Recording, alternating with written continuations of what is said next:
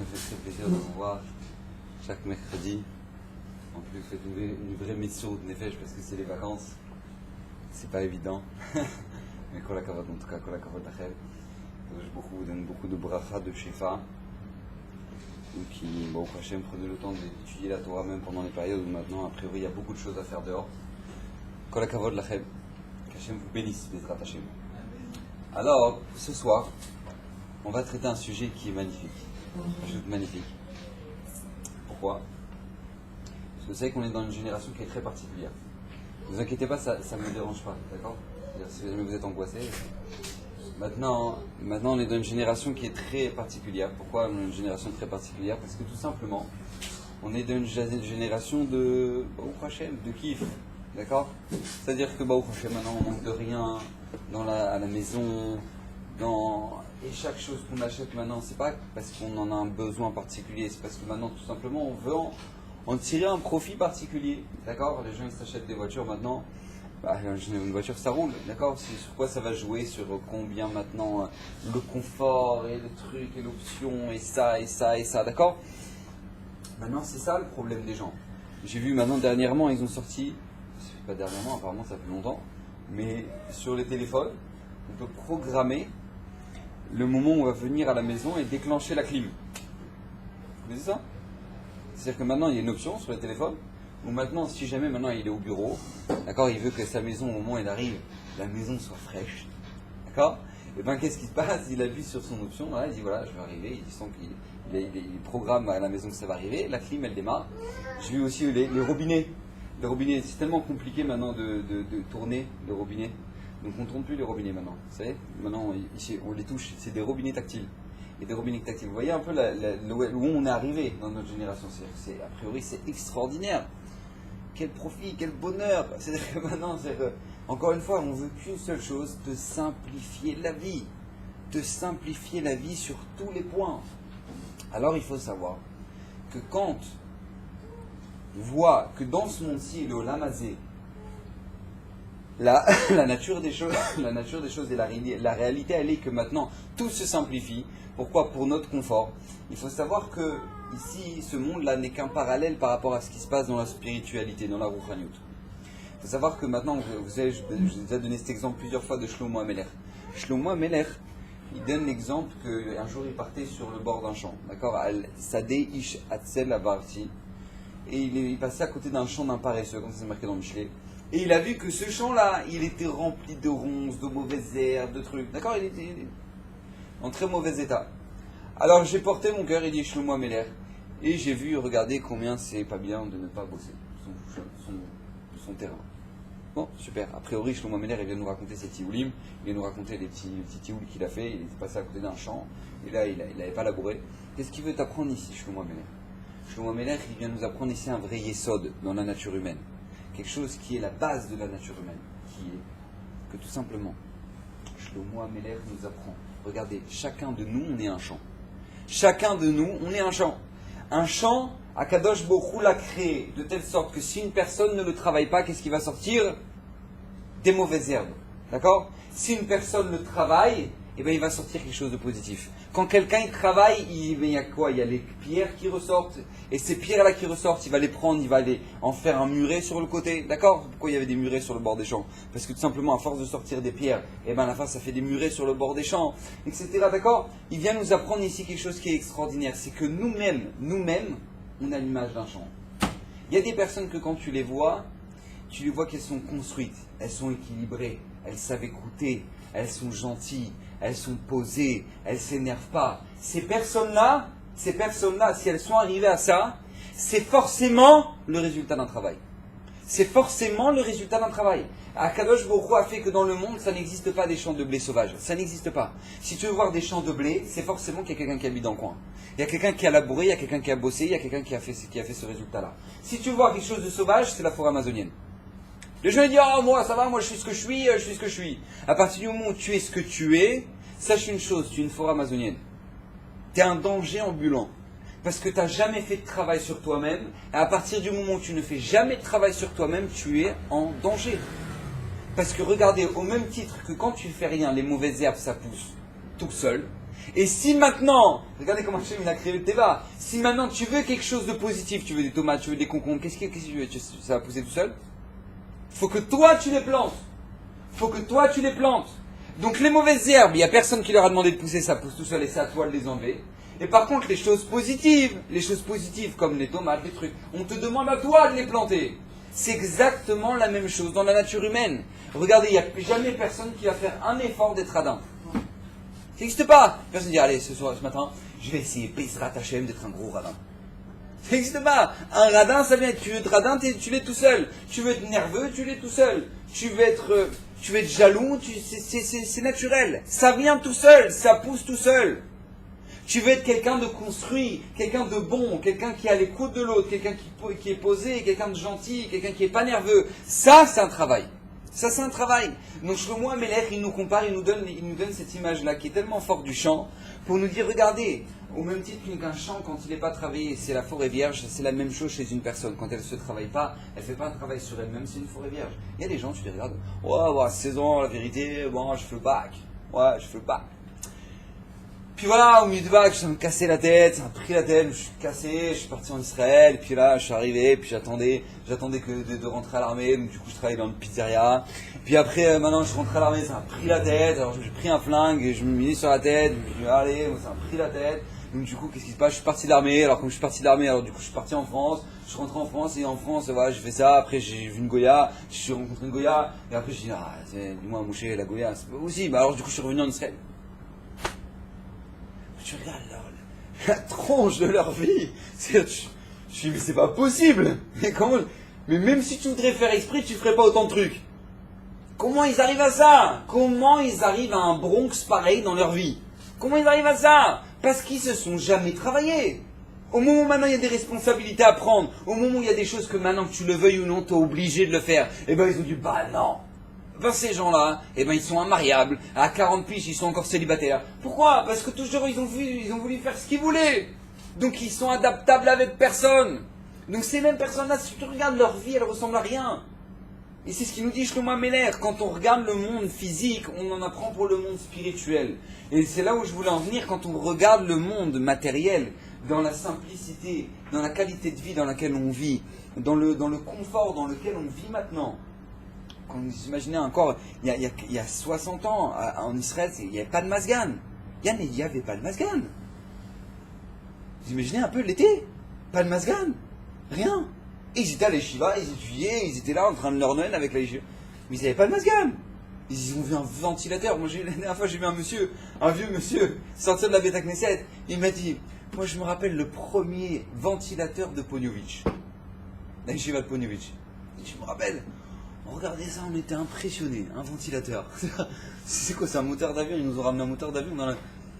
C'est impressionnant. C'est les gens, ils disent, maintenant, qu'est-ce qui se passe? Oh là là, c'est sur 16, t'as mis sur 18, t'as mis sur 17 ou t'as mis sur 16. Vous imaginez un peu nos problèmes et les problèmes qu'ils avaient les gens avant. C'est-à-dire le confort dans lequel on vit. Il faut savoir, c'est la même chose dans le monde spirituel. Regardez, la qualité de vie qu'on a par rapport aux mitzvot. La qualité de vie qu'on a par rapport aux mitzvot. Et il y a encore, je sais pas moi, il y a encore 60 ans, 70 ans, tu voulais faire des matzot à Pessah. T'allais pas à Yesh t'acheter ton carton de matzot, ça n'existait pas. T'allais pas à Yesh acheter ton carton de matzot. Tu devais, et toi, faire ton four et machin, ou sinon t'allais voir le rabbin du truc, du machin, parce qu'il y avait un four qui était communautaire. Et c'était un truc de fou. C'est un truc de fou. Maintenant, toi, qu'est-ce qui se passe? T'arrives à Pessah.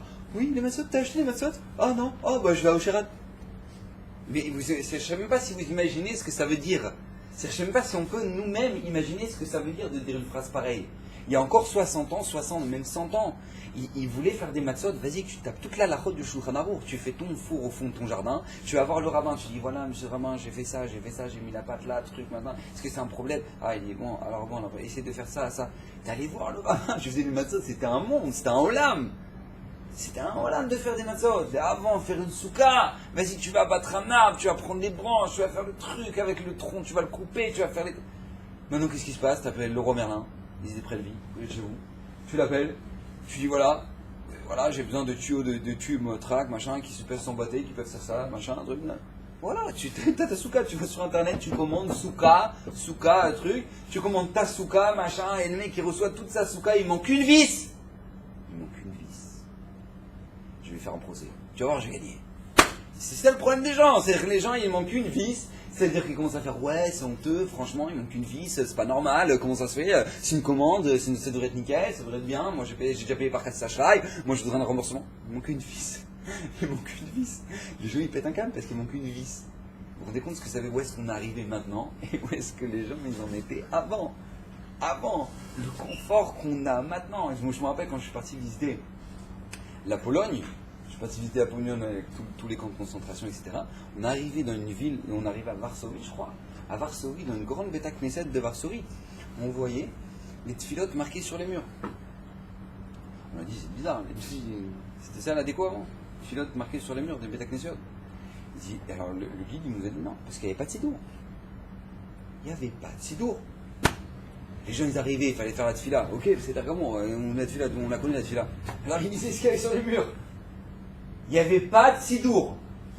Maintenant, celui qui a pas de sidour, c'est un. Bon, voilà, c'est grave, d'accord. Maintenant, n'importe qui a un sidour. Tu as le sidour français, truc, sidour phonétique de Tralouette, sidour truc avec la couverture en cuir, cuir blanche avec maintenant la signature en or. C'est ça maintenant le truc. Vous vous rendez compte un peu où est-ce qu'on est maintenant, Baruch Hashem, le confort qu'on a. Parce que le confort qu'on a dans notre vie de tous les jours, Baruch Hashem, il est en parallèle par rapport au monde spirituel. C'est extraordinaire ce qu'on est en train de vivre dans notre génération. On a un confort, Akadosh Baruch Hu nous donne une possibilité de faire les mitzvot qui est phénoménale. Regardez, vous avez le chasse. Vous imaginez un peu que le Chavetz Chaim, quand il écrivait ses Sfarim, quand il écrit Mishnah Berurah, quand il attendait les caravanes de vendeurs de livres pour troquer les livres. Pour troquer les livres, le Chavetz Chaim, qui écrit maintenant le Mishnah Berurah, qui ramène, tu lis une page de Mishnah Berurah, tu tombes par terre tellement il ramène de références, et tu dis mais d'où il avait tous ces livres? Et bien tous ces livres-là, il les troquait. Parce que ça coûtait de l'argent avant les livres. Il n'avait pas de quoi pouvoir s'acheter tout le chasse. Il n'y avait pas. Maintenant ils sont là, tout neuf, tout clean, tout machin, nickel, à la limite, faut faire comme ça, dessus, d'accord? Rabotaï, dans quel confort on vit, Baruch Hashem. Alors là-dessus, il y a deux questions. Là-dessus, il y a deux questions qui sont fondamentales qu'on est obligé de se poser. Comment ça se fait que maintenant, dans un monde qui tire uniquement vers le bonheur, vers le kiff, vers le profit, comment ça se fait que maintenant, l'effet, il est inverse? L'effet, chez les gens, il est inverse. J'imaginais, en France, il y a plus d'un Français sur deux, je ne connais pas en Israël, en France, il y a plus d'un Français sur deux qui est sous antidépresseur. Vous imaginez ce que ça veut dire? Je ne comprends pas. Comment un monde entier, la planète entière, qui aspire au confort, qui aspire au kiff, qui aspire aux vacances. Avant, ça n'existait pas les vacances. Ça n'existait pas les vacances. Un monde entier qui aspire aux vacances, à être posé, à être tranquille, qui aspire entièrement à ça, au confort de l'homme. On veut surtout pas que tu te fatigues. Surtout pas, si jamais maintenant tu es fatigué d'aller faire les courses. Eh ben tu sais quoi, tu as un téléphone, tac tac tac, tu prends l'application. Hop, voilà, tu prends les courses, tu les ramènes à la maison. Livraison directe à la maison. Rabotaï, livraison directe à la maison. J'imaginais un peu ce que ça veut dire. Maintenant, dans un monde comme ça qui est tellement de bonheur, tellement de... Comment ça se fait que l'effet il est inverse? C'est que les gens ils font une dépression. Les gens ils dépriment. Ils dépriment les gens. Ils sont malheureux. Ça se voit sur leur tête. Ils sont malheureux. Ils sont pas bien. Ils sont boisés. Ils sont trucs. Ils sont... Pourquoi? Allez, le monde entier pousse vers le kiff. Le monde entier il veut qu'une seule chose. Oh, mais pourquoi tu es pas bien? C'est ça la réflexion. Maintenant qu'on invente des choses, c'est tellement difficile de marcher, de mettre un pied devant l'autre maintenant, qu'attention, on te fait des trucs où maintenant tu as juste à te pencher devant et tu avances. Tu te penches vers l'avant, hop, tu avances. On sait jamais, si jamais t'es crevé, d'accord, de faire comme ça, on te dit, regarde, mets les deux pieds comme ça, hop, tu te penches vers l'avant, hop, tu avances, tu vas voir, tu vas rouler. À un moment, on te demande même plus de marcher. Même marcher, on te dit ne marche pas. Ne marche pas. T'inquiète pas, on s'occupe de ça. T'as juste à rentrer chez toi, tu le mets dans la prise, c'est tout ce que t'as à faire. C'est ce que t'as à faire. Et les gens, je suis crevé. Je suis blasé. Je sais plus quoi faire. Baba, qu'est-ce qui t'arrive? Ils sont où tes soucis? Comment ça se fait? C'est ça la première question qu'on va essayer de comprendre ce soir de notre chaîne. La deuxième question qu'on va essayer de comprendre, c'est comment ça se fait que, je ne sais pas si vous avez entendu parler de l'euro million. Vous connaissez l'euro million? L'euro million, oui? Bon, c'est le loto de l'Europe, d'accord? L'euro million. Maintenant, les gens, ils jouent à l'euro million. L'euro million, c'est une chance sur 30 millions de gagner. Une chance sur 30 millions de gagner. La bataille. Une chance sur 30 millions, les gens y jouent. Bon, ils ont de l'espoir. D'accord. On a déjà donné l'exemple, c'est comme si tu vas appeler ton copain, tu fais un numéro aucun rapport. Aucun rapport, dans les pronostics c'est la même chose quoi. Tu vas appeler ta copine, hop, tu fais un numéro aucun rapport. Allô? Ah, c'est pas toi? Ok. Allô? Elle est fatiguée là, la personne elle est vraiment fatiguée, d'accord? Pour faire un truc bête, il faut être profondément fatigué. Il y a des gens, ils jouent à l'euro million. C'est-à-dire qu'ils vont jouer, c'est-à-dire le taux de pronostic que tu vas gagner, c'est la même chose que si tu commences à prendre ton téléphone, tu pourrais un petit peu teubé quand même, d'appeler comme ça. Mais les gens ils jouent. Bon, ils jouent.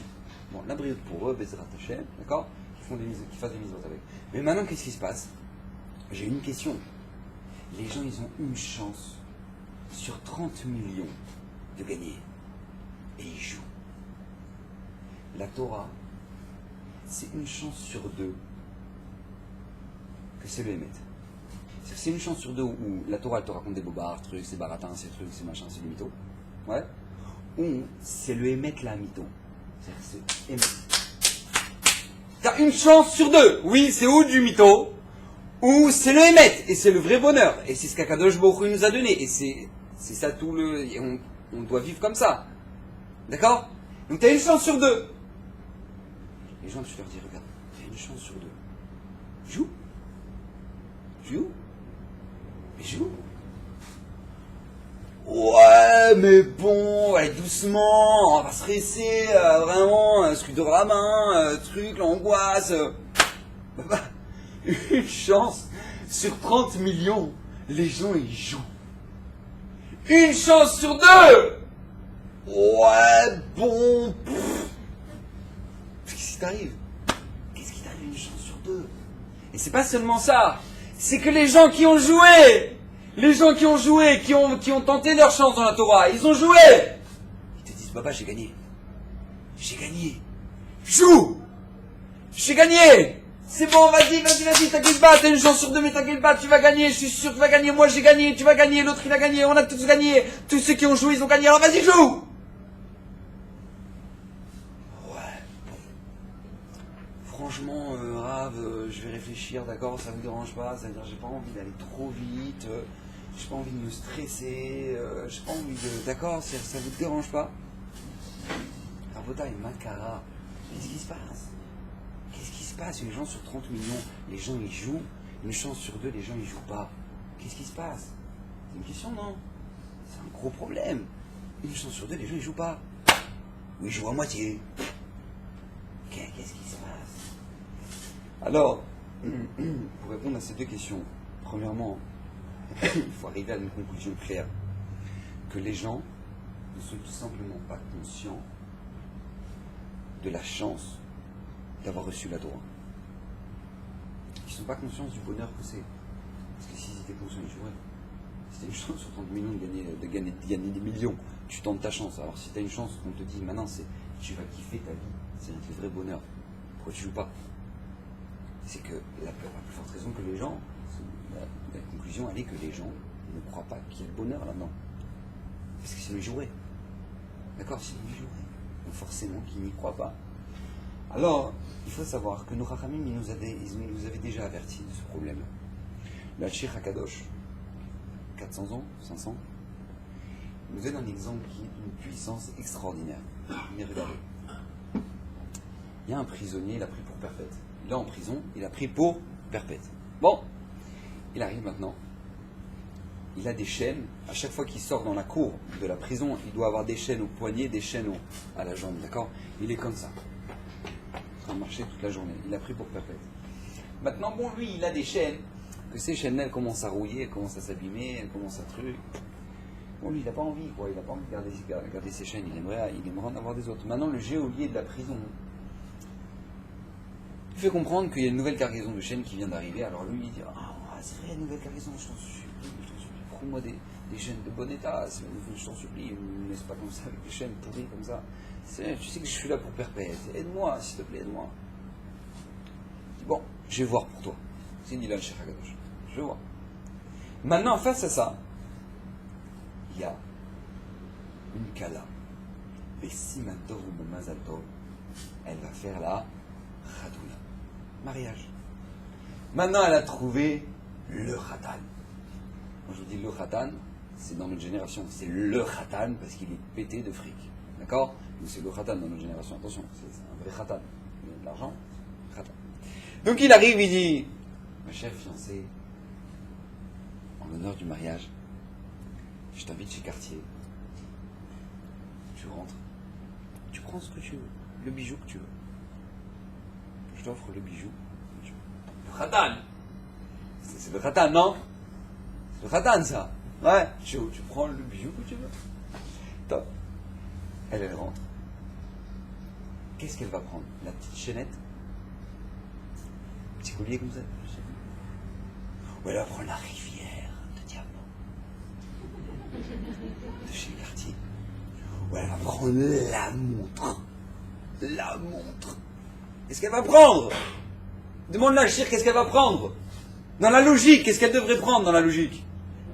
Tu devrais prendre une petite chaînette. Tu vas la porter toute la journée. Ça va être lourd, ça va être truc. Prends un truc léger. Prends pas un truc qui soit comme ça sur toi. Ouais, prends quelque chose qui soit léger à porter. Ouais. Non. Elle va prendre la rivière de diamants. Pourquoi? C'est demande à le cher. Pourquoi lui, le prisonnier, lui, il demande la chaîne la plus légère de trucs, machin, pas le gros boulet. Et elle, la mariée, elle rentre au magasin, elle demande le bijou le plus gros. Pourquoi? Dès le Algir, de là on apprend qu'il n'y a pas quelque chose qui est lourd ou quelque chose qui est léger. C'est tout dépend de la manière avec laquelle tu abordes la chose. Tout dépend avec la manière avec laquelle tu abordes la chose. Il dit, le Shira Kadosh, c'est exactement pareil, la Torah. La Torah, il y a des gens pour qui c'est la prison. Encore ça. Et angoisse. Maintenant, il y a des gens pour lesquels, des inquifatoués qui se prennent le jour à Naour, rac, la lachot, tac, le tas, le char, pam, ta, et ils sont ganédés. Quelle est la différence entre les deux? Il dit le Shira Kadosh, la différence avec la manière avec laquelle tu l'as abordé. Le Magid Minouvno était dans ma chale que j'ai déjà dit à peu près 1 milliard de fois, mais c'est pas grave, on le répète parce que ça me fait du bien. D'accord? Le Magid Minouvno, il dit il y a un businessman, diamantaire, il arrive avec sa valise, où dedans il y a toutes les tailles, d'accord? Et toutes les tailles de diamants. Il arrive à l'hôtel, il a un rendez-vous important, il arrive, il pose l'attaché-caisse, il dit voilà, 10 heures dans ma chambre, je voudrais recevoir l'attaché-caisse, là je dois vite partir, j'ai un rendez-vous. Pas de problème, monsieur. Hein? Voilà. Tac, ils prennent l'attaché-caisse, 10 heures dans sa chambre. Arrivé à l'heure de 10 heures, il attend dans sa chambre, toc, il entend, on lui ramène l'attaché-caisse, et au moment où on lui ramène l'attaché-caisse, on fait comme ça. Voilà, monsieur. C'est votre attaché-caisse. On vous l'a ramené, c'est moins de 10 heures. Voilà, monsieur. D'accord? Donc on lui ramène la mallette comme ça. Lui, il voit ça. Ça, cette mallette-là, c'est pas la mienne. C'est pas la mienne. C'est-à-dire, vous pouvez la reprendre, c'est-à-dire vous vous êtes trompé, c'est pas la mienne. Monsieur, c'est exactement... je peux vous montrer, c'est la photo qu'on a de votre bagage, etc. Non, mais c'est même pas la mienne. Il ressemble, mais c'est pas le mien. Monsieur, ouvrez-le peut-être, vous êtes trompé. Il dit non. Vous savez pourquoi? Parce que j'ai regardé comment vous l'avez porté. Quand vous avez fait comme ça, voilà, ça, c'est votre valise, monsieur. On vous l'a ramené. Il dit ça, c'est pas la mienne. Parce que la mienne, elle est légère. La mienne, elle est légère. C'est des diamants. Donc c'est super léger. Ça, tu la poses comme ça. Tu peux même la porter avec le petit doigt. Donc si c'est comme ça que vous l'avez porté, c'est pas la mienne. Il n'y a pas besoin de l'ouvrir, vous pouvez la prendre. Dit le Magid Midou, non. Ce sera exactement la même chose après 120 ans. Il y a des gens, ils vont arriver. Hachem, je suis crevé. C'est voilà, c'est tout à toi que j'ai appris. Toutes les mitzvot. Voilà, c'est qui vous avez là-bas. Truc, C'est là, c'est fini. C'est le lever tôt. Oh, je suis crevé, Hachem. C'est bon? Hachem, il regarde, il dit, Baba, ça, c'est pas ma Torah. Ça, c'est pas ma Torah. Je sais pas ce que t'as fait. T'as servi une idole. Je sais pas. Ça, c'est pas la mienne. C'est pas la mienne. La mienne, c'est un kiff. La mienne, elle est légère. La mienne, ma Torah, c'est un bonheur. C'est comme ça.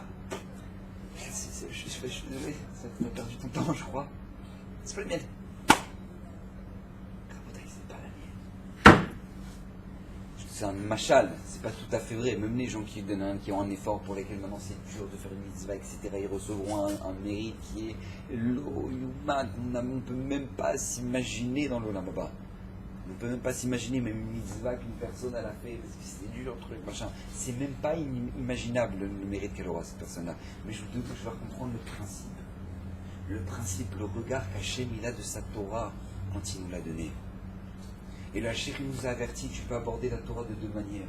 Ou la Torah, ça va être léger pour toi, ça va être un bonheur et tu vas en demander à chaque fois plus, et encore. Ou sinon, qu'est-ce que ça va être? Ça va être lourd. Ça va être lourd. Et moins on t'apprend à la route, mieux c'est. Moins on te prend la tête avec le Chod Shabbat, mieux c'est. Moins on te prend dans la route avec le Chod Kashrut, mieux c'est. Plus c'est marqué Kacher, c'est marqué Kacher. C'est marqué les madrines, on s'en fout. D'accord? Les gens. Rabotaï, tout dépend comment tu abordes la Torah. Tout dépend comment tu abordes la Torah. Alors écoutez bien. Rabbi Shimon Bar Yochai dans le Zohar, il nous dit une phrase qui est extraordinaire. Une phrase qui est ma-pecha. Vous savez ce que c'est une ma-pecha? Ça change tout le monde entier, cette phrase. Une phrase comme ça. J'ai déjà fait la bracha.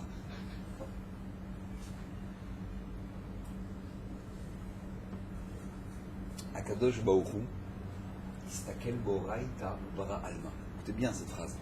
Akadosh Baruch Hu, il a regardé la Torah et il a créé le monde. Je répète, parce que là, il faut être clair.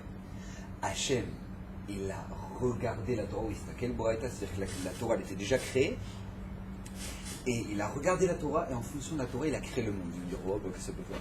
Ok, super. Merci beaucoup, Rabbi Shimon. D'accord? Qu'est-ce que tu vas nous apprendre? Alors, la Torah, elle va nous apprendre, écoutez bien, un véritable yesod. Deux principes qui sont la base de notre vie. La première, c'est comment un juif il doit regarder le monde. Beaucoup de gens ne savent pas regarder le monde. Excusez-moi, tout respect. Les gens, ils regardent le monde à l'envers. Je vous donne un exemple. Les gens, ils pensent, pourquoi on a une mitzvah dans la Torah de Kibud Avev? On a une mitzvah de Kibud Avev. Parce que tout simplement, on a des parents. Hachem il nous a créé avec des parents. Donc on a des parents. Donc puisqu'on a des parents, Hachem il a voulu nous apprendre un moussa qui s'appelle la Karatatov, la reconnaissance. Donc du coup, qu'est-ce qui se passe? On a une mitzvah de Kibud Avev. Or, c'est faux. C'est faux. C'est pas pour ça. C'est parce que dans la Torah, il y a une mitzvah qui s'appelle Kibud Avaim, que par conséquent, nous maintenant, on a des parents. C'est parce qu'il y a une mitzvah qu'on a des parents. Regardez, Marguerite, la vache, d'accord? Elle n'en a rien à taper de qui est sa mère, sa grand-mère, d'accord? Elle n'en a rien à faire, elle a grandi, elle fait sa vie, Ouais, elle n'a pas besoin de savoir, oh maman, ça va? Tu t'es bien levé ce matin? Tu t'es levé de la bonne patte? Ouais? C'est-à-dire qu'elle n'en a rien à faire. Oui, vous êtes tous d'accord avec moi, la vache, elle n'en a rien à faire. Maintenant, qu'est-ce qui se passe? Comment ça se fait que toi, ça te fait quelque chose qui sont tes parents? Quelque part, de manière naturelle, si c'est pas des fous furieux, tu as un respect envers eux. Tu admires tes parents. Comment ça se fait? Comment ça se fait? Moi, je me rappelle, avant. J'avais vu une émission qui s'appelait Les enfants nés sous X. Vous connaissez ça? Les enfants nés sous X. C'est-à-dire qu'il y a des enfants qui sont nés sous X. C'est-à-dire qu'ils savent même pas qui sont leur papa et leur maman. Ils savent pas. Ils savent pas. C'est-à-dire que, voilà, d'accord, ils sont arrivés à la maternité, la maman, elle a livré le paquet, elle s'est barrée, et lui, c'est le papa, X, truc, X. Non, on sait pas. Né sous X, ça s'appelle. Maintenant, qu'est-ce qui se passe? Ils se sont rendus compte que ces enfants-là, eh ben, ils veulent savoir qui sont leurs parents. De manière naturelle, ils cherchent, ils s'acharnent. toute leur vie. Je veux savoir pourquoi ma mère, je me rappelle, je veux savoir pourquoi ma mère m'a laissé, pourquoi, est-ce que c'était un moment difficile, est-ce que maintenant elle regretterait. Des choses comme ça. Ils veulent savoir pourquoi. Ils veulent avoir un kécher avec leurs parents. Pourquoi? Parce que tout simplement, dans la Torah, il y a une mitzvah qui s'appelle Kibud Avem. Donc, puisqu'il y a une mitzvah qui s'appelle Kibud Avem, alors du coup, on n'est pas forcément lié à nos parents. C'est comme ça qu'on doit regarder le monde. Les gens ils disent, bon, bah alors comme on est parti aux toilettes, alors du coup, les Chachamim, ils ont instauré une bracha qui s'appelle Shariatza. C'est faux. C'est faux. C'est faux, archi faux. C'est parce qu'il y a une mitzvah dans la Torah qui s'appelle la bracha Shariatzar que Hachem il nous a créé un besoin d'aller aux toilettes. Mais c'est une bracha mefureshet ça. Dans Boré Nefashot, Baruch Ata Hachem, Elokeinu melech haolam, Boré Nefashot rabot, vechesronam. Akadosh Baruch Hu, tu as créé beaucoup de créatures avec leur manque. Pourquoi? Pourquoi on dit ça dans la bracha? Parce que grâce au fait qu'on ait un manque, on est Meshabeach Akadosh Baruch Hu. Donc tout le but en fait, c'était tout simplement qu'Akadosh Baruch Hu, il a créé des brachot. Et comme il a créé des brachot, alors il nous a créé avec des manques pour pouvoir avoir un lien avec Hachem. C'est comme ça qu'on doit... Une fois, vous savez que Rav Shteiman, le Gadolador, qui habite à Bnei Brak, une fois, il y a quelques années, il y a, je sais pas, 5 ans, je crois, un truc comme ça, il est parti, il a fait le tour du monde. D'accord? Pour renforcer l'Israël dans la Torah, les mitzvot, ou l'ouverture de yeshivot, etc. Il est arrivé au Mexique. Quand il est arrivé au Mexique, il a rencontré un homme qui était multimilliardaire, qui donne beaucoup pour les yeshivot. Et il a posé une très bonne question à Rav Shteiman. A priori, une très bonne question. Il a dit, Rav Shteiman, j'ai une question. Regardez, il y a des Rav Tuitou qui ont fait des galas. Et ils se galèrent. Ils doivent ramasser de l'argent, ils doivent demander aux gens de donner, etc. Pourquoi? Pour faire exister la Torah. Des avrichim qui étudient du matin au soir. Il a demandé, il a dit pourquoi? Pourquoi? Tout simplement, ne pas faire moins de kolélim, moins de yeshivot, et comme ça, il n'y a personne qui a des dettes. Et comme ça, qu'est-ce qui se passe? Nous, on peut assumer. Non, il y a de l'argent, alors on ouvre encore un kollel, et encore une yeshiva, et encore un séminaire. Mais pourquoi? Pourquoi, Rav Tuitou? Et encore des abrichim, et encore des abrichim. Mais je comprends pas. Et tous les mois, c'est un miracle comment on les paye. Pourquoi? Pourquoi? Tout simplement, prendre moins, on les paye, on n'a pas de problème. C'est ce qu'il a répondu Rav Shteiman. Il a dit à mon époque, il y avait 2 yeshivot. Quand j'étais en Lituanie, j'étais petit, il y avait un temps en Lituanie, j'habitais en Lituanie, et ben il y avait 2 yeshivot. Il y avait 2 yeshivot, alors il y avait 2 riches. Réponse de Rav Shteiman. C'est quoi cette réponse? Rav Shteiman, il lui a remis les idées au clair. Je t'explique. C'est pas parce que maintenant il y a des riches qu'il y a des yeshivot. T'as pas compris? C'est pas parce qu'il y a des gens qui sont riches qu'il y a des yeshivot. Non, c'est parce qu'il y a des yeshivot, et parce qu'il y a des kolélim, et parce qu'il y a des séminaires qu'il y a besoin d'argent. Donc alors Hachem, il fait en sorte que il y ait des gens qui aient de l'argent. Réponse de Rav Shteiman, c'est comme ça qu'on doit regarder le monde. Parce que maintenant il y a des yeshivot. Avant il n'y avait pas de yeshivot, alors il n'y a pas de riches. Maintenant il y a des yeshivot. Alors puisque maintenant il y a plein de yeshivot, alors bon, Hachem, il y a des gens qui ont beaucoup d'argent. C'est la Torah qui me ramène l'argent. C'est comme ça qu'on doit regarder. Wistakel de Oraita, Kadosh Baruch Hu, il a regardé la Torah, il a créé le monde. Et il a créé le monde. Les gens se posent la question, mais comment Avraham Avinu, il mangeait des matzot? Avraham Avinu, il mange des matzot. Marqué que Og, Meler Abachan, il est venu lui annoncer que l'autre il s'est fait attraper à Sdom. Pourquoi il s'appelle Og, nous dit Tosfot? Parce que tout simplement, il est arrivé au moment où Avraham Avinu était en train de cuire les matzot, ou got matzot. C'était à Pessah. Avraham Avinu, il mange des matzot, mais j'ai pas compris. Ce sera son petit-fils, arrière, petit-fils, que lui, il va sortir d'Égypte. Et lui, il va manger la matzah. Maintenant, Avraham Avinu, il mange les matzot. La réponse, selon ce qu'on vient de dire, c'est tout simple. C'est parce qu'Avraham Avinu, il savait regarder le monde. Avraham Avinu, il voyait la date du 14 Nissan arriver, il sentait, il comprenait que maintenant, dans le monde, pour le maintien du monde, il y a une mitzvah qui s'appelle la mitzvah de matzah. Alors les gens, ils se disent, ah, mais parce que maintenant on est sorti vite d'Égypte, alors du coup on a mangé des matzot. Non, c'est faux. C'est faux.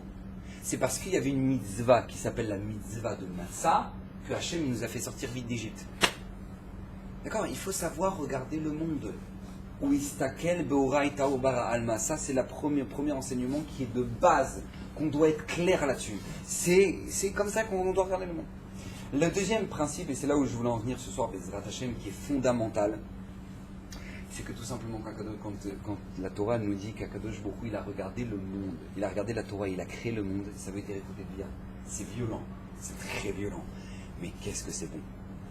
Écoutez bien, c'est que tu ne pourras jamais véritablement profiter de ce monde que à travers la Torah. Parce que tout simplement, la Torah, c'est le plan du monde. C'est le plan du monde. Oui, c'est à quel Boraït, il a regardé la Torah, c'est le plan. Hop, d'accord, les Lego, d'accord, t'as la roverette, t'as le dépliant, et tu commences à monter ton Lego. C'est la même chose. Akadosh Baruch Hu, il avait la Torah, et il a créé le monde. Ça veut dire que ce monde-là, tu ne pourras seulement le profiter, le kiffer qu'à partir du moment où maintenant tu as reçu la Torah. Et les gens se trompent. Les gens ils ont dit, des sacrifices. Et les sacrifices. Pour être religieux, il faut tout sacrifier. T'as pas compris. Je vous donne un exemple très simple. Quelqu'un il arrive au Tambour, ou à le Roi Merlin en France, pour ceux qui nous regardent. Il arrive, il a besoin d'une scie circulaire. Vous savez ce que c'est une scie circulaire? Une scie circulaire, c'est une grosse scie avec une grosse lame comme ça ronde, d'accord, qui sert à couper les planches. Ok? Ça sert à couper les planches. Il arrive, il dit voilà, je vous donne une scie circulaire, s'il vous plaît, pas de problème, monsieur, tac, tac, tac, il achète sa circulaire, il rentre à la maison, il va couper sa planche. Maintenant, il a deux choix. C'est bien, deux choix. Ou premier choix, il dit oh, mais ça va, je sais m'en servir, il faut mettre la prise, il faut mettre le truc, moi je donne la boîte, tac, tac, tac, tac, c'est bon. Ou deuxième choix, tu lis la notice. Tu regardes comment ça fonctionne, tu regardes ce que tu ne dois pas faire, tu regardes ce que tu dois faire, et tu t'en sers. D'accord? Ça va dépendre de la nature de la personne. Il y a des gens qui disent mais ça va, mais moi j'ai compris, mais moi ça va, mais moi je comprends tout, et tout truc, machin. Une fois mon père il est médecin, une fois mon père il arrive, il est aux urgences, et il voit un monsieur qui arrive avec des mouchoirs comme ça, des mouchoirs ensanglants comme ça, sur le visage. Il attendait son tour. Il arrive et dit monsieur, qu'est-ce que vous avez besoin? Alors à ce moment-là, il enlève ses mouchoirs. C'est un livre d'anatomie. Vous savez ce que c'est un livre d'anatomie? C'est-à-dire qu'en fait, tout simplement, lui, il avait pris une scie circulaire, ouais. En fait, il avait coupé la planche par en dessous. Donc en fait, il est arrivé au bout de la planche. D'accord? Pour faire un dessin. D'accord? Mais qu'est-ce qui se passe? C'est qu'il s'est pris la scie en pleine face.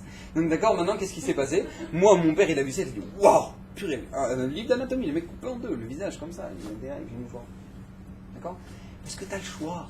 Tu as le choix.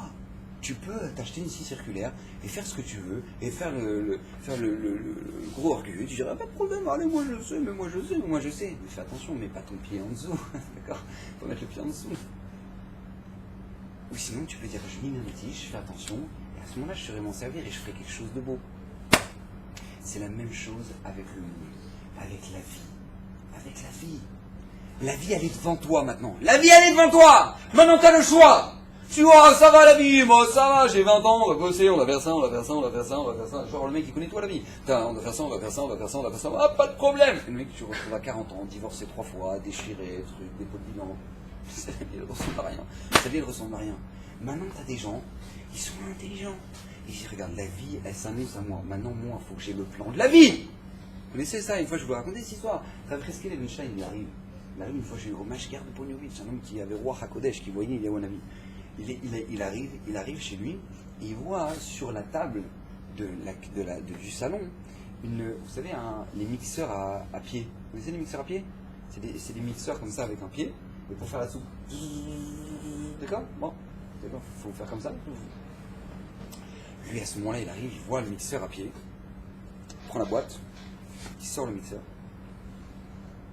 il sort le pied, et il sort la notice. Il voit la notice. Là, il appelle sa femme. Maman, tu peux venir, s'il te plaît? Arrive. Tu as vu la notice? Tu as vu la notice? Elle dit oui. Qu'est-ce qui se passe? Il avait le chasse dans la tête, d'accord? Genre une notice. Une notice. Attends, tu as vu ce que tu as acheté? C'est un mixeur à pied. C'est-à-dire un mixeur à pied, c'est-à-dire t'as le moteur, t'as le bras, t'as le pied, tu vois ça? Tac! T'as la prise, tu fais tac! T'appuies sur un bouton. C'est tout ce que tu as à faire avec un mixeur à pied, d'accord? C'est tout ce que tu as à faire. C'est peut-être l'engin le plus facile à utiliser, d'accord? C'est-à-dire que tu fais comme ça, hop! Là, la prise, t'appuies sur le bouton et ça tourne. D'accord, la notice. Pour un mixeur, à ce moment-là, il dit à sa femme, regarde. Pour un mixeur à pied! Pour un mixeur à pied, il y a une notice comme ça! Alors pour la vie, il n'y a pas de notice! Pour la vie, il n'y a pas de notice! Rabotaille, la vie!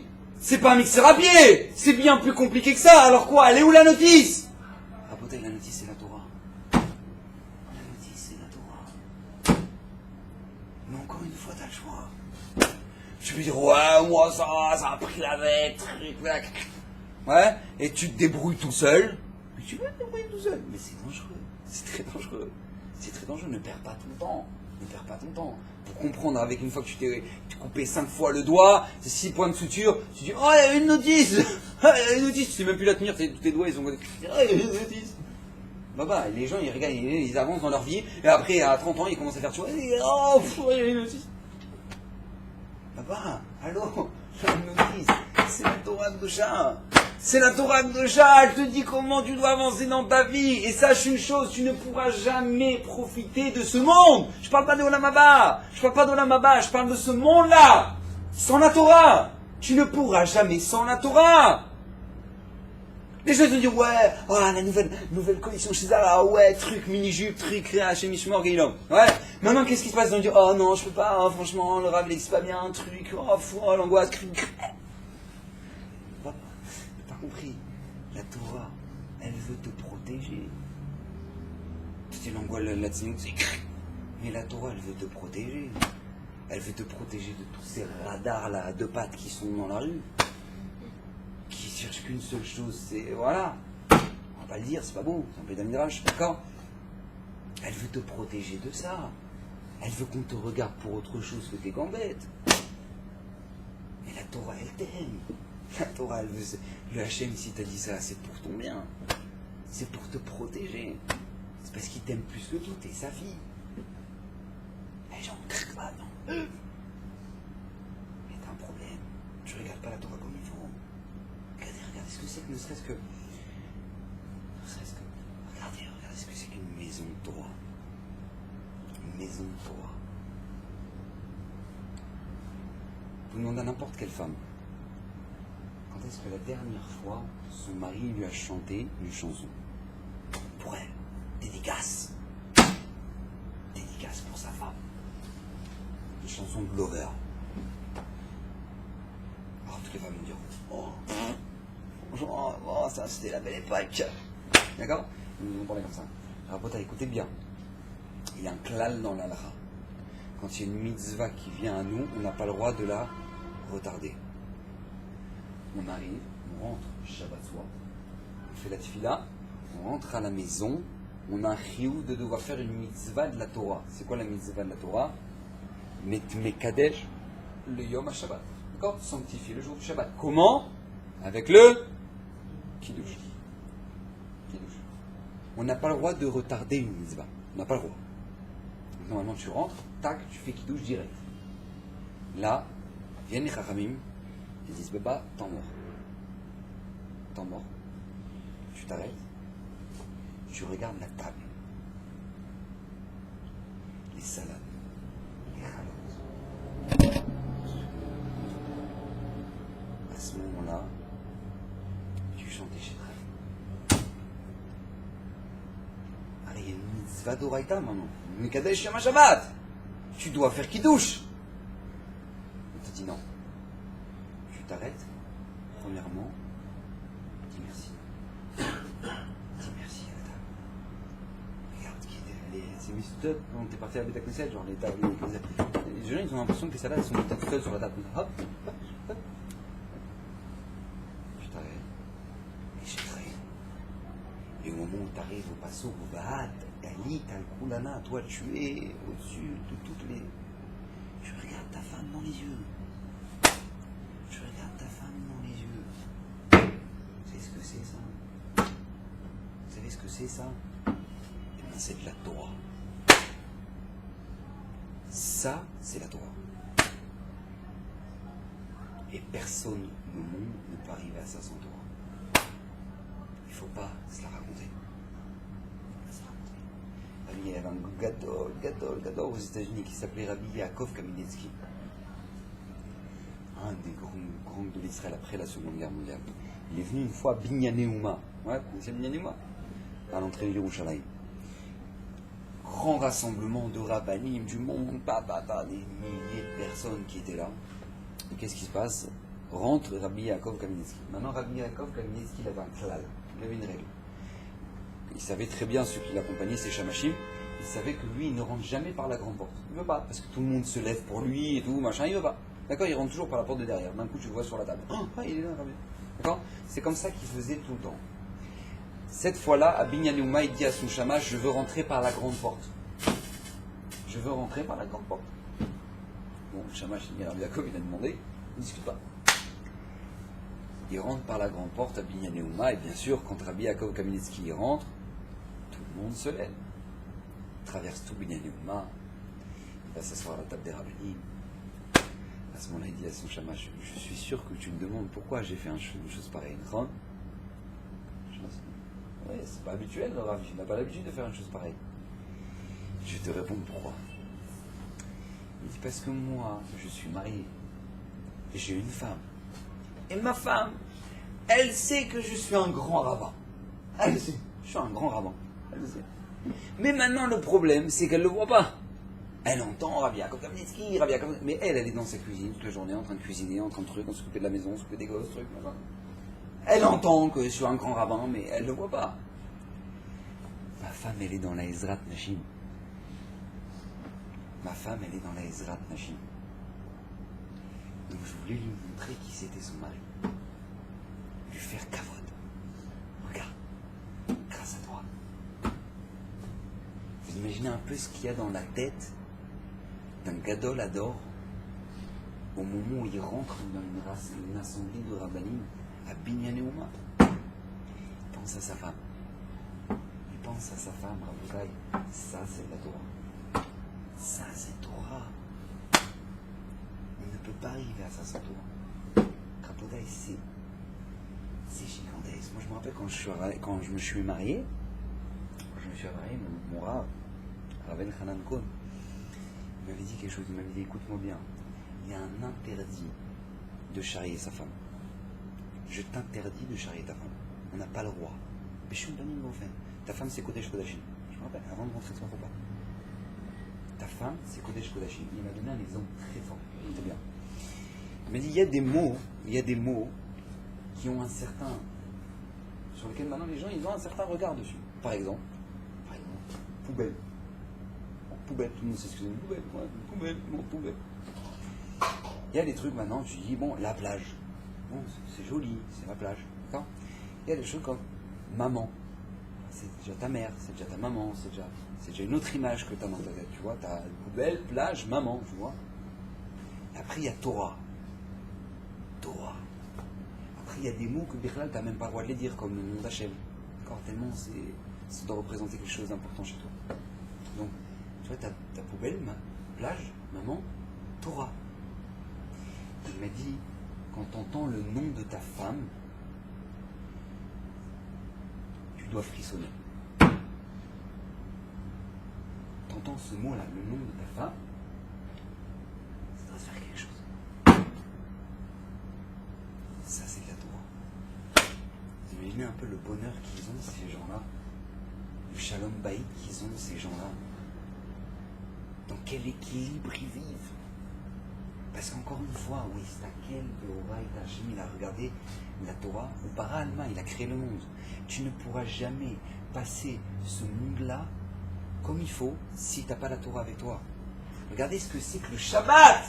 Le Shabbat. Mais nous, on peut comprendre la Kedusha du Shabbat plus que n'importe quelle génération. Avec les iPhones qui te prennent la tête et qui t'envoient des messages, sans arrêt. T'arrives vendredi, rac, tu le jettes au fond du tiroir. Tu dis, crève. Et t'arrives là-bas, tu le jettes au fond du tiroir. Et là, c'est Shabbat. Et là, tu t'arrêtes. Et là, t'en mort. T'es là, ta femme, tes enfants. Tu t'assois par terre avec ton fils. Tu fais des Playmobil. Tu joues avec lui. Tu kiffes. Je t'assois dans le canapé. Je discute avec tes filles. Qu'est-ce que vous avez vu au gars? Oh, ceci pour là, cette histoire-là. Oh, c'est pas vrai. Oh, qu'est-ce que je l'aime moi aussi. On me l'a raconté. T'arrives, tu es à table de Shabbat, tu racontes une histoire du Baal Shem Tov.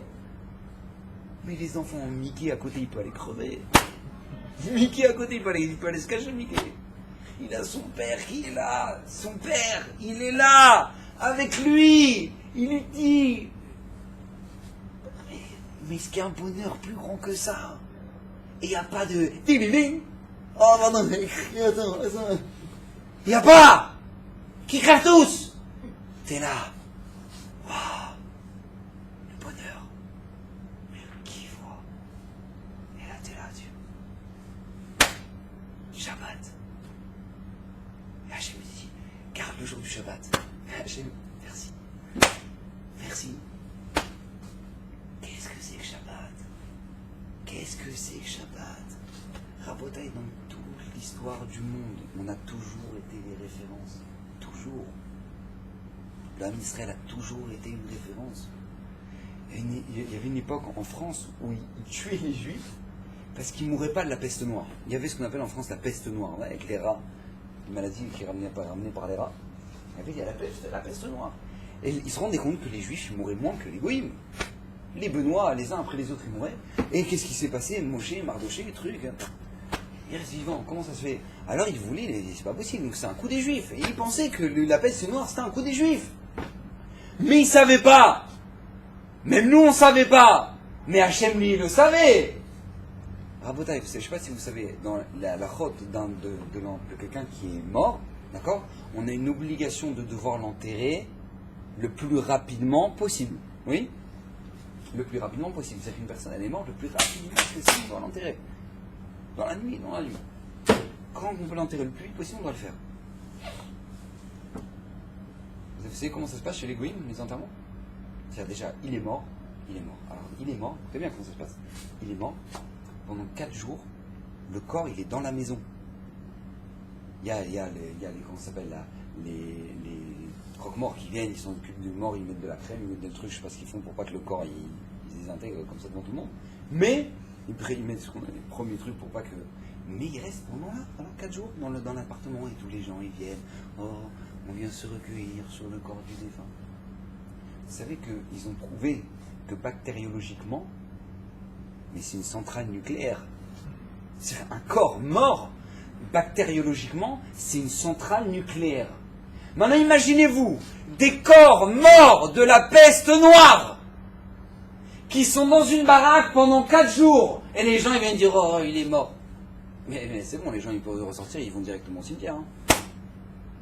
Ils vont directement au cimetière. Ça n'existait pas, ça. Dans la Israël, ça n'existait pas. Quelqu'un, il meurt, tu l'enterres. Vous imaginez un peu, ils ne savaient même pas ce que c'était qu'une bactérie à l'époque. Personne ne savait dans le monde ce que c'était qu'une bactérie. Et nous, la Torah, elle savait déjà.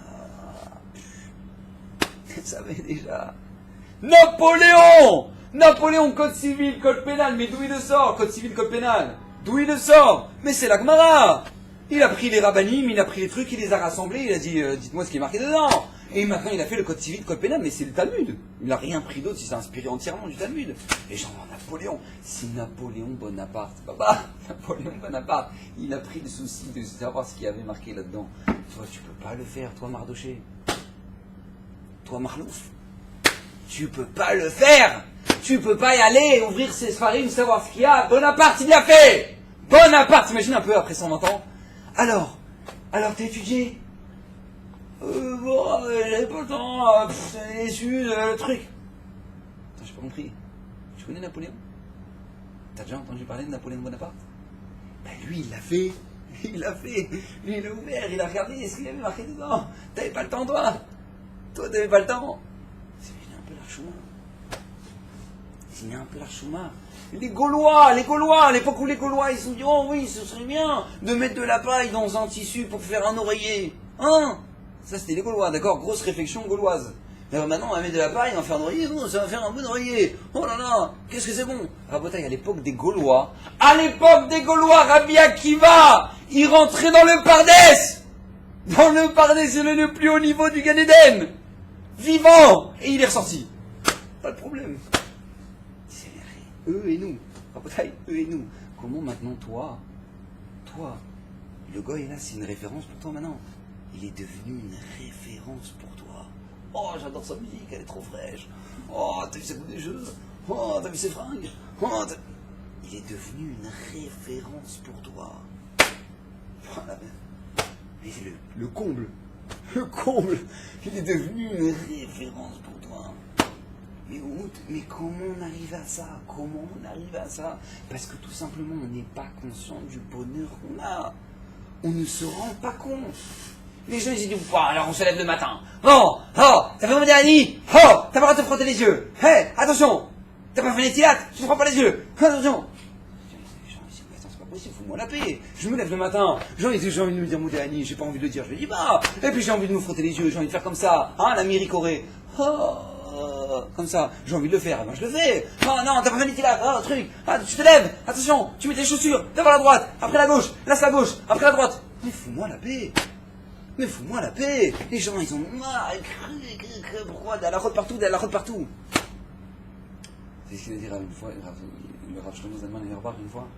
Chose extraordinaire. Il a dit, Baba, comment Benoît, il met ses chaussures lui? Il met les deux en même temps. C'est-à-dire, il arrive le matin, il fait hop, pac, il a mis les deux. Il est obligé d'en mettre une, et après de mettre l'autre, oui ou non, d'accord? Tout le monde, même le chinois, même l'africain, tout le monde est obligé d'en mettre une, et après, même si t'as des tongs, ça peut faire mal, si tu te rates, d'accord? C'est-à-dire, ne fais pas comme ça, d'accord? C'est-à-dire que maintenant, qu'est-ce qui se passe? C'est-à-dire que t'es obligé d'en mettre une, et après tu mets l'autre, t'es obligé! Regarde, Hachem, il a fait pour toi de ça, une mitzvah. Une mitzvah. Tout le monde entier le fait. Tu mets la veste, d'abord la droite, après la gauche. T'as fait une mitzvah. Mais tout dépend comment tu regardes ça. Jésus-Christ, c'est l'angoisse. Mais papa, t'as pas compris. Tu dis pas bonjour quand tu te lèves, toi. Quand tu vois quelqu'un le matin, tu dis pas bonjour. Hachem, il t'a donné la possibilité de lui dire bonjour le matin. Modéani les fanera. Mais les raïvés. Je dis Modéani, mon Dieu. Tu descends. Tu vas voir, tu sors de ta chambre, tu vois tes parents. Bonjour maman. Bam! 2 mitzvot de la Torah. Bonjour maman. Tu te rends compte combien Hachem il aime? Tu te rends compte les milliards de mitzvot que tu peux encaisser avec toi à chaque instant. Bonjour papa. Bam! 2 mitzvot. Et les gens ils arrivent à Pessar. Ouais bon alors j'ai bien mangé la matzah, on a fait la mitzvah, et puis le louave, j'ai fait la mitzvah. Tu t'angoisses de ça, papa, le matin. Quand tu dis bonjour, Birnan. Tu dis bonjour. Une mitzvah d'Oraïta, tu dis bonjour à n'importe qui dans la rue, bonjour. T'as fait une mitzvah. Alors je dis, bon, moi c'est une mitzvah, bonjour. Tu sais que dans les mitzvot, t'as les hidurim. Ouais, tu peux faire une belle mitzvah. Je dis, bonjour, vous allez bien? T'as fait une mitzvah, mais tu l'as embellie. Ouais, d'accord, ça s'appelle un hidour. Il y a des gens, ils vont chercher les trocs comme ça, tralouette, comme ça. T'as fait la tache noire. Ouais. Maintenant, qu'est-ce qui se passe? Tu peux faire un bonjour, tu fais un bonjour. Tu veux faire bonjour, tu vas bien? T'as fait une belle mitzvah de la Torah. De la Torah. Combien tu dis bonjour aux gens? Combien tu dis bonjour? Combien tu encaisses et tu encaisses et tu encaisses? Tu arrives devant le feu rouge. Le bonhomme il est rouge. Tu t'arrêtes. T'as fait une mitzvah de la Torah. Ushmartem et nafshotechem. Vous garderez votre corps. Ushmartem et nafshotechem. T'es arrivé, maintenant tu gardes, tu fais attention aux lois de la conduite, et ben tu fais des mitzvot chaque instant. Ushmartem et nafshotechem. Tu t'arrêtes au feu rouge, tu fais une mitzvah d'oraïta. Mais les gens, oh non, je suis vraiment sûr. C'est marqué dans la Torah, il n'y a même pas besoin de traduction. Ushmartem et nafshotechem. Combien Hachem il nous a donné de mitzvot? Combien Hachem il nous donne de possibilités de... Mais d'être milliardaire, chaque instant. Mais tout dépend comment tu abordes la chose. Comment tu as, ou c'est un poids pour toi, c'est lourd. Sinon ça peut être le plus grand bonheur du monde entier. Ça peut être le plus grand kiff. Rabotai, vous savez que tous les grands, ils ont réfléchi comme ça. Yaakov Avinu, il est arrivé, il doit annoncer à Rachel et à Léa, qu'il doit repartir en Eretz Israël parce qu'Hachem lui a dit. Hachem lui a dit, tu prends tes affaires, tu rentres voir dans la maison de ton père. Il est chez Lavan, il est avec Rachel et Léa. Maintenant il doit repartir parce qu'Hachem lui a dit. Comment il va dire à Rachel et Léa? Comment il va leur dire? Il va pas leur dire, Hachem il nous a dit. Non, il va pas leur dire ça. Il va leur dire une chose toute simple. Il va dire, regardez, vous avez vu le matin, vous avez vu la situation maintenant, c'est une catastrophe. Votre père il ne peut pas me blairer. D'accord? Il n'arrête pas de changer le contrat. Il n'arrête pas de faire ça. Il n'y a aucun intérêt qu'on reste ici. Et après, il a dit, et en plus, Hachem nous a demandé d'y aller. Pourquoi il a fait ça, Yaakov? Pourquoi Hachem et Yaakov, il a fait ça? Parce qu'Yaakov, il voulait te faire comprendre, regarde, que même quand un Kadosh Baruch te demande quelque chose, c'est pour ton bien. Regarde. Rachel et Léa. Rachel et Léa. Rachel et Léa, Rabotai. Nous, on est dans une génération où maintenant, encore une fois, le Yetzera, il veut t'embrouiller la tête. Il veut t'embrouiller la tête. Il veut te faire croire que ce qui est interdit, c'est ça le kiff. Et quand c'est la Torah, c'est la prise de tête. Et que maintenant, si on fait ça, et ben de toute façon, mais vas-y, on fait ce qu'on veut, on fait ce qu'on veut. Mais j'ai pas compris. Ça rejoint ce qu'on a dit au début du chiot. Regarde ton corps, regarde ton propre corps. Manger un carreau de chocolat, c'est dangereux pour la santé? C'est pas dangereux, c'est même bénéfique. Un chocolat noir, une fois par jour, c'est bien, c'est bon pour la santé. Manger une plaque, c'est bon pour la santé? C'est mauvais, ouais, ça te claque le foie, c'est le truc. Quelqu'un qui est diabétique, le médecin lui dit, regarde, attends, oh, le gâteau, tu touches pas. Parce que si tu touches, dans 2 mois, ce sera Idgadal, Vidgadal, Shemeraba sur toi, d'accord? Donc tu touches pas, d'accord? Tu es diabétique, le gâteau, tu touches pas, oublie le coca. Maintenant, lui, il arrive au mariage, il va en dire, regarde, des éclairs. Ah non, purée, c'est pas possible, on fait des éclairs. Il arrive à la bar mitzvah, il arrive voilà, Brit Mila, d'accord? Des éclairs au chocolat, c'est pas possible. Le médecin me dit, non, mais je peux pas. Et il va croquer. Donc, qu'est-ce qui se passe? Le médecin, il va arriver avec un martinet, il va lui faire, attention à toi! Il va lui faire ça. Il ne peut pas, tu te tues toi-même. Qu'est-ce que je te dis maintenant? C'est toi qui as décidé de te tuer. Quand la Torah, elle te dit c'est assour, ou elle te dit c'est moutard, c'est pas qu'Hachem il est en train de te dire attention à toi, je vais te mettre des queues là. C'est pas ce qu'Hachem il a envie de faire. Hachem il te dit regarde, ça c'est bon pour toi, et ça c'est dangereux pour toi. C'est dangereux, c'est dangereux. Tu ne peux pas ça, c'est dangereux. C'est un diabète avec un gâteau, ça marche pas. Ça marche pas. T'es un juif, avec ça, ça marche pas. Et si Hachem, c'était bon pour toi, Hachem, il te l'aurait donné. Hachem, il te l'aurait donné. Parce qu'Hachem, c'est tout sauf une barre de fer. C'est tout sauf un radin. Hachem, il veut qu'une seule chose. Te donner, te donner, te donner, te donner. Vous savez que les Mefarchim, ils disent Mefouach, plusieurs fois j'ai vu marquer ça. Que les gens, ils ont l'impression qu'Hachem, il bloque la bracha, alors que c'est eux qui la bloquent tout seuls. Les gens, ils pensent tellement pas, ils arrivent tellement pas à comprendre qu'Hachem, il veut donner, que quand il arrive quelque chose de bien, ils disent, oh, c'est pas possible. C'est pas possible que ça m'arrive à moi. Mais c'est pas possible. Les gens, ils bloquent la bracha. Ils bloquent tout seuls. Tout seul, ils bloquent la bracha. Hachem, il veut te donner, il veut ton bien, Hachem. Et quand il t'a dit ça, fais-le. Et ça, ne le fais pas. Il veut pas te prendre la tête. Au contraire, il veut ton bien. Il veut que tu avances. Il veut que tu avances. Il veut que tu avances une fois. Une fille, elle est venue à la fin du show. Elle m'a dit, je suis amoureuse. Bon, c'est top. C'est top. Vous mariez-vous? Non, mais Rav, il est marié.